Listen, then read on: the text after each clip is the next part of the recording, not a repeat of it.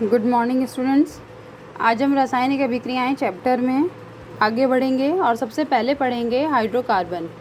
इसके नाम से ही पता चल रहा है हाइड्रोकार्बन यानी कि इसमें हाइड्रोजन और कार्बन दोनों तत्व उपस्थित हैं, इसलिए इन्हें क्या कहा गया है, हाइड्रोकार्बन। अगर हम इसे ब्रेक करके लिखें तो हाइड्रो प्लस कार्बन, हाइड्रो यानी कि हाइड्रोजन और नेक्स्ट कार्बन। तो ऐसे यौगिक जिसमें हाइड्रोजन और कार्बन दोनों ही उपस्थित होते हैं उन्हें हम क्या कहते हैं, हाइड्रोकार्बन कहते हैं।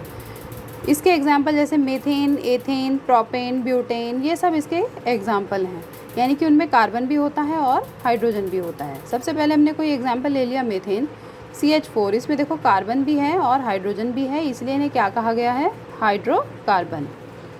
नेक्स्ट है हमारा हाइड्रोजनीकरण।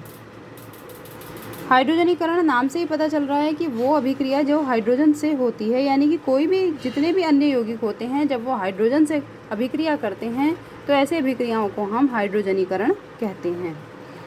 परिभाषा: जब असंतृप्त हाइड्रोकार्बन या अन्य यौगिक हाइड्रोजन से क्रिया करते हैं तो यह अभिक्रिया हमारी क्या कहलाती है, हाइड्रोजनीकरण कहलाती है। जैसे CH2 डबल बॉन्ड CH2 है, उसने H2 के साथ यानी हाइड्रोजन के साथ अगर अभिक्रिया करी, किसकी उपस्थिति में, निकेल की उपस्थिति में 200 से 300 डिग्री सेल्सियस के टेम्परेचर पर, तो क्या होगा। देखो H2 को मैंने अपनी सुविधा के लिए H.H लिखा, एक H इससे जुड़ गया और एक H इससे जुड़ गया। CH2 किस में बदल गया, CH3 में। CH2 किस में बदल गया, CH3 में। डबल बॉन्ड किस में बदल गया, सिंगल बॉन्ड में। नेक्स्ट कुछ इंपॉर्टेंट क्वेश्चंस हैं, छोटे छोटे अति लघु टाइप, जो आपको याद रखने हैं। पहला है, दो ऐसे पदार्थों के नाम बताओ जो उपचायक भी हों और अपचायक भी हों। पहला है ओजोन O3 और दूसरा है सल्फर डाइऑक्साइड यानी कि SO2। ये दोनों ही ऐसे एग्जाम्पल हैं जो उपचायक भी हैं और अपचायक पदार्थ भी हैं। नेक्स्ट क्वेश्चन है हमारा, बेकिंग पाउडर क्या है। बेकिंग पाउडर, वैसे आपको पता ही है, बेकिंग पाउडर यानी कि खाने का सोडा, मीठा सोडा, इसे हम क्या कहते हैं, बेकिंग पाउडर कहते हैं। यह केक या पाव रोटी को मुलायम और स्पंजी कैसे बना देता है। ऐसे बना देता है क्योंकि इसमें सोडियम हाइड्रोजन कार्बोनेट के साथ टार्टरिक अम्ल मिला हुआ होता है और इसे जब हम गर्म करते हैं तो उसमें से कार्बन डाइऑक्साइड गैस निकलती है, जिससे जो हमारे केक हैं या पाव रोटी है वो कैसे हो जाते हैं, मुलायम और स्पंजी हो जाते हैं। नेक्स्ट है दहन। दहन का अर्थ आपको पता है, दहन का मतलब ही होता है जलना, और जलना यानी कि दहन कब होता है, जब ऑक्सीजन की उपस्थिति होती है। बिना ऑक्सीजन की उपस्थिति के कोई भी वस्तु, कोई भी यौगिक, कोई भी तत्व, कोई भी पदार्थ नहीं जल सकता।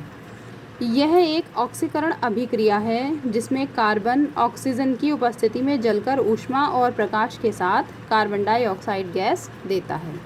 फॉर एग्जाम्पल जैसे C+O2 बराबर CO2, यानी कि अगर हम कार्बन का दहन करें तो C+O2 बराबर CO2, और प्लस क्या निकलेगा, ऊष्मा भी निकलेगी और प्रकाश भी निकलेगा। अगला क्वेश्चन है हमारा, तेलों में हाइड्रोजन गैस प्रवाहित करके घी बनाने की क्रिया को क्या कहते हैं। पीछे आपने पढ़ा भी था हाइड्रोजनीकरण। हाइड्रोजनीकरण यानी कि जब किसी भी अन्य यौगिक की अभिक्रिया आप हाइड्रोजन से करा रहे हैं तो ऐसी अभिक्रिया हमारी हाइड्रोजनीकरण कहलाती है। और तेलों में जब हाइड्रोजन गैस प्रवाहित करते हैं, देखो हाइड्रोजन गैस प्रवाहित की, घी बना, तो इस क्रिया को भी हमने क्या कहा, हाइड्रोजनीकरण। इसके बाद कुछ इम्पोर्टेंट अभिक्रियाएँ हैं जिसमें आपको बताना है कि वो कौन सी अभिक्रिया है। हमने पीछे योगात्मक, प्रतिस्थापन, ऊष्मीय अपघटन, ऊष्मीय वियोजन, आयनिक वियोजन, बहुत सारी अभिक्रियाएं पढ़ी। मैंने आपको कहा था आप उन सभी अभिक्रियाओं के बारे में याद करो, पढ़ो, क्योंकि उनका यूज़ आगे होगा। अब देखो आ गया यूज़। आपको ये अभिक्रियाएं एग्ज़ाम में इस तरीके से दे दी जाएंगी और आपसे पूछा जाएगा कि आप इन अभिक्रियाओं के प्रकार बताओ कि ये किस प्रकार की अभिक्रिया है। पहला है Fe + CuSO4 बराबर FeSO4 + Cu। आप देख रहे हैं कि कॉपर के साथ सल्फेट है, लेकिन फिर उसके बाद ये आयरन के साथ जाके मिल गया, यानी कि इसने अपनी जो उपस्थिति थी, स्थिति थी, वो चेंज कर दी, Fe के साथ चेंज कर दी, इसलिए कौन सी अभिक्रिया हुई, प्रतिस्थापन अभिक्रिया। नेक्स्ट है 2Na + Cl2 = 2NaCl। इन दोनों ने आपस में मिलकर यौगिक बना दिया, तो इसलिए ये कौन सी अभिक्रिया हुई, योगात्मक अभिक्रिया। 2HI = H2 + I2। इसे जब गर्म करते हैं तो ये H2 + I2 में टूट रहा है, और जब ठंडा कर रहे हैं वापस HI बन रहा है, यानी कि रिवर्सिबल रिएक्शन है। ये कौन सी अभिक्रिया है, ऊष्मीय वियोजन। नेक्स्ट है हमारी CaCO3। CaCO3 को जब आप गर्म करते हैं तो ये दो भागों में अपघटित हो रहा है, CaO प्लस CO2, इसलिए कौन सी अभिक्रिया है? ऊष्मीय अपघटन। नेक्स्ट है BaCl2 प्लस Na2SO4। जब आप अभिक्रिया करते हैं तो देखो इस Ba के साथ ये SO4 और ये Na जो है Cl के साथ, यानी कि यौगिकों के आयनों की आपस में अदला बदली हो रही है। ये कौन सी अभिक्रिया है? उभय अपघटन। नेक्स्ट है हमारी NH4Cl।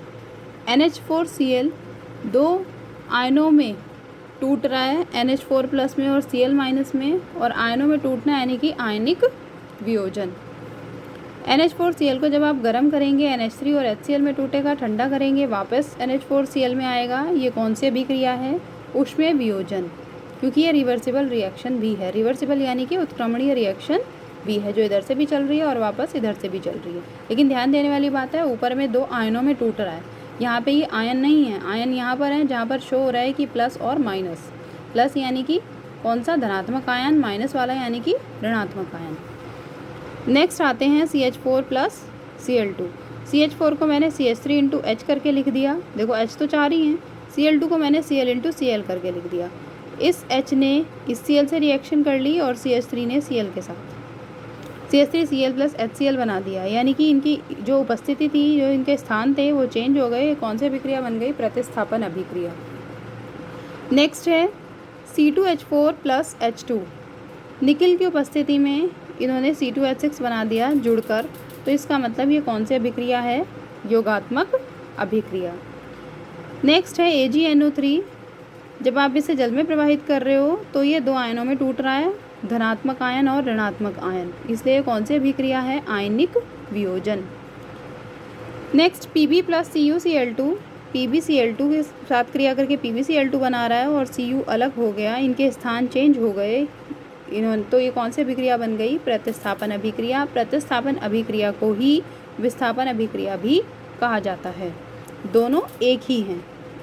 नेक्स्ट है AgNO3 प्लस NaCl। जब ये आपस में क्रिया कर रहे हैं, देखो इन्होंने AgCl और NaNO3 बनाया, यानी कि ये Ag इस Cl के साथ रिएक्ट करके और ये Na इस NO3 के साथ रिएक्ट करके बना रहा है, यानी कि यौगिकों के आयनों की क्या हो गई? अदला बदली, इसलिए इन्हें हमने क्या कहा? उभय अपघटन अभिक्रिया। नेक्स्ट है 2FeSO4। FeSO4 को देखो ये 3 भागों में टूट गया है, Fe2O3, SO2 और SO3, और 2Ca प्लस O2 ये जुड़कर 2CaO बना रहा है। हमने पढ़ा था संयोजन और वियोजन अभिक्रिया, जिसमें एक यौगिक छोटे छोटे यौगिकों में टूट जाता है, वियोजन है। दो आपस में यौगिक मिल रहे हैं और यौगिक मिल के आपस में जो नया यौगिक बना रहे हैं, यानी कि वो कौन सी अभिक्रिया है? हमारी संयोजन अभिक्रिया। ओके स्टूडेंट्स, आप इन्हें अच्छे से लर्न करेंगे, याद करेंगे, कॉपी में साफ साफ सुंदर सुंदर राइटिंग में करेंगे, और जितना भी काम है साथ साथ कंप्लीट करते हुए चलेंगे। बहुत सारे बच्चों ने अभी तक मुझे रिएक्शंस पीछे वाली भी नहीं दिखाई, जो बैलेंस इक्वेशंस वाली थी। सिर्फ 2 ही बच्चों की मेरे पास अभी तक आई है, इतने सारे बच्चों में से। इसलिए कोशिश करो कि आपका काम कंप्लीट होता रहे, ताकि हम आगे का काम भी कंटिन्यू कर लें। Thank you for the class.